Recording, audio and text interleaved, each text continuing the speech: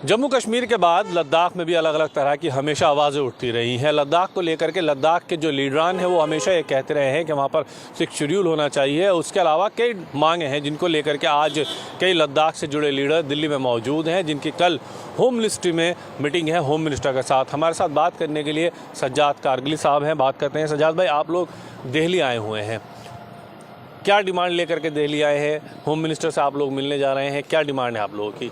देखिए ताबिश भाई, हमारी 4 अहम डिमांड्स हैं। जो हमारा 4 पॉइंट एजेंडा है, जिसमें स्टेटहुड है, 6 शेड्यूल है। हमारे लोग एम्प्लॉयमेंट की डिमांड कर रहे हैं। एक भी गेजेटेड पोस्ट वहाँ पे पिछले 4 साल से नहीं है। लद्दाख पब्लिक सर्विस कमीशन नहीं है। इसके अलावा यूटी बनने से पहले पूरे लद्दाख को एक रिप्रेजेंटेशन थी पार्लियामेंट में। हम ये डिमांड कर रहे हैं कि इसको बढ़ाकर 2 रिप्रेजेंटेशन हमें दी जाएँ, लेह के लिए अलग और कारगिल के लिए अलग। तो हम यही डिमांड कर रहे हैं कि पिछले 4 साल में यूटी के नाम पे, डेवलपमेंट के नाम पे जो वादे हमारे साथ हुए थे वो साकार होते हुए हमें नज़र नहीं आ रहे हैं। लोगों का एम्पावरमेंट के बजाय डिसएम्पावरमेंट हुआ। तो इन 4 मुख्य डिमांड्स के साथ हम यहाँ आए हैं और उम्मीद कर रहे हैं कि कल की मीटिंग में कुछ नतीजा बख्श कोई सरकार का तो अपना अलग तर्क है। कॉन्स्टिट्यूशन की बात कर रही है सरकार, कॉन्स्टिट्यूशन सेव की बात कर रही है, तमाम ऐसी बातें कर रही है और उसके उलट आप लोग अपनी बात रख रहे हैं। देखिए, 6 शेड्यूल भी जो है वो कॉन्स्टिट्यूशनल सेफगार्ड्स में ही आता है। 6 शेड्यूल कोई अलग सी चीज़ नहीं है और इसी देश के कानून का एक हिस्सा है। इसी तरह स्टेटहुड की डिमांड कर रहे हैं। मतलब आप 5 अगस्त 2019 को जो डिसीजन लिया गया था उसमें हमारी रिप्रेजेंटेशन छीनी गई थी, दी नहीं गई थी। तो हम ये डिमांड करने आए हैं कि हमें रिप्रेजेंटेशन दिया जाए और अगर अब दी गई है तो उसको मज़ीद बढ़ाया जाए, न कि जो ऑलरेडी जो हमारे पास रिप्रेजेंटेशन है वो हमसे छीन लिया जाए। तो उसके लिए हमें गुहार लगानी पड़ रही है। तो बड़ी अफसोस की बात है। हम चाहते हैं कि हिंदुस्तान की जो पहचान है वो इस यहाँ की डेमोक्रेसी की वजह से है, तो लोकतंत्र की वजह से है। तो ये डेमोक्रेटिक सेटअप तभी मजबूत होगा जब फेडरल स्ट्रक्चर मजबूत होगा और फेडरल स्ट्रक्चर के लिए ज़रूरी है कि आपके पास स्टेटहुड हो। स्टेटहुड के ज़रिए लद्दाख के लोगों को लद्दाख में लद्दाख में ही रूल करने का, लद्दाख में अपने नुमाइंदे चुनने का, लद्दाख में अपना चीफ मिनिस्टर चुनने का, लद्दाख में अपना लेजिस्लेचर चलाने का जो अधिकार है वो मिलेगा।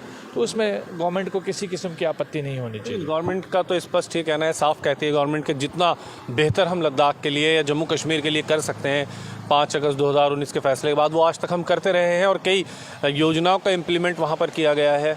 देखिए, अगर ये सारी चीज़ें किसी न किसी तरीके से सही मानों में खड़ी उतरती तो शायद हम इतने राउंड्स ऑफ टॉक जो कर रहे हैं वो नहीं हो पाते। और सरकार भी इन चीज़ों को रिकॉग्नाइज़ करती है, तभी तो हाई पावर कमेटी बनाई है इन चीज़ों को एड्रेस करने के लिए। तो ये लद्दाख के लोगों की एस्पिरेशन है।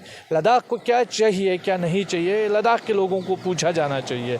सरकार जो है यहाँ से यूनिलैटरल डिसीजन लेकर कोई भी चीज़ थोपे और लद्दाख को वो चीज़ मंजूर हो, तो ये मुझे लगता है बिल्कुल लॉजिकल नहीं है। तो उम्मीद यही करते हैं कि कम से कम लद्दाख के लोगों के एस्पिरेशंस को थोड़ा एड्रेस करे, वो समझे और एड्रेस करने की कोशिश करे। वो तभी हो सकता है कि लद्दाख के लोगों को कॉन्फिडेंस में लेकर ऑन बोर्ड लेकर इन मसाइल का लगातार आप लोग दिल्ली आते हैं, डिमांड करते हैं, आप लोग कह रहे हैं और होम मिनिस्टर से भी आप लोगों को समय मिल गया है, बातचीत हो रही है। कितनी उम्मीदें हैं आपको कि दिल्ली आपको बहुत कुछ देगा या दिल्ली से आप खाली हाथ जाएंगे? देखिए, अगर देगा या नहीं देगा तो ये तो सरकार के ऊपर डिपेंड करता है कि क्या देना है सरकार ने, क्या नहीं देना है। लेकिन डिमांड हम ज़ाहिर सी बात है दिल्ली से ही करेंगे, क्योंकि हम इस देश के नागरिक हैं और इस देश में मुख्तलिफ़ जगहों में मुख्तलिफ़ रहने वालों के लिए अलग अलग कानून, अलग अलग सेफगार्ड्स, अलग अलग उनके लिए जो है वो फैसिलिटीज़ दी गई हैं। जैसे जम्मू कश्मीर स्टेट के लिए स्पेशल स्टेटस का था और हमारे लिए लद्दाख के अंदर भी लोगों को लेजिस्लेचर पावर्स थे और ख़ासकर लद्दाख में जो लेजिस्लेटिव काउंसिल और लेजिस्लेटिव असेंबली में रिप्रेजेंटेशन का हक़ था, वो सारा हक़ तो सेंटर ने छीन लिया। यही हम चीज़ें बता रहे हैं कि आप लद्दाख को स्टेटहुड देने में सरकार को किसी किस्म की आपत्ति नहीं होनी चाहिए। और जाहिर सी बात है, हम अगर कोई चीज़ डिमांड करेंगे तो सेंटर गवर्नमेंट से ही करेंगे। आपके पास कोई ऐसा क्या आपके पास कोई स्ट्रक्चर है कि इतनी सीटें वहाँ पर की जा सकती हैं? अगर आप स्टेट की बात कर रहे हैं तो फिर आप असेंबली इलेक्शन की बात करेंगे, तो क्या कोई स्ट्रक्चर है आप लोगों के पास में? देखिए, लद्दाख से पहले जिन स्टेट्स को, फॉर एग्ज़ाम्पल जिन रियासतों को रियासत का दर्जा मिला, उनमें से एक है सिक्किम। सिक्किम जैसे स्टेट को जब स्टेट बनाया गया तो वहाँ की आबादी सिर्फ 2 लाख के आसपास थी। आज लद्दाख की आबादी 3 लाख तकरीबन टच करती है और लद्दाख का जो एरिया है, जोग्राफिकल एरिया, वो बहुत बड़ा वसी और अरीज़ इलाका है। तो जिसके मुकाबले में सिक्किम बहुत छोटा इलाका है।